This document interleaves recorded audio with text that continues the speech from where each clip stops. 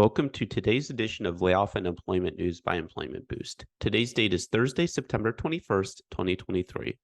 If you are an individual affected by a layoff, or if you are a company facing a reduction in force, click the link above now or in the description box below for more information about our firm's outplacement support services and how we can help you get as an individual land on your feet faster and get into a new job as quickly as possible, or as an organization, how we can smooth the layoff process and assist with your reduction in force. Now on to today's headlines. There's a further development in the now daily coverage of the UAW strike against the big three of Ford, GM, and Stellantis, with GM and Stellantis both announcing layoffs yesterday.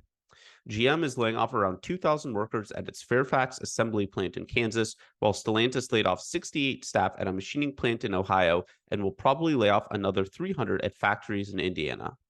Stellantis made its fifth offer to the union Wednesday, per reports, but that offer was declined, and UAW President Shawn Fain has said that further workers will be called upon to strike if a deal isn't made by 10 a.m. Eastern on Friday.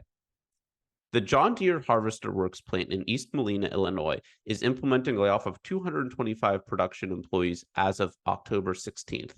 The impacted personnel were informed about the layoffs yesterday during meetings at the factory with senior leadership.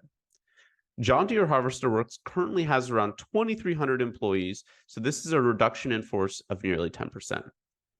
John Deere has hired hundreds of employees in the Quad Cities area over the past few years, but apparently needs to right size a bit, though this could very well be tied to the big three strikes.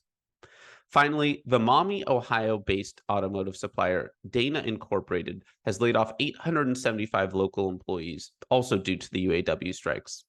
Dana has not commented further on the layoffs, so it is unclear whether the layoffs are just temporary until the strike is over, or if these are permanent reductions. Further automotive suppliers and other related firms to the auto industry will likely lay off employees next week if an agreement isn't reached by then.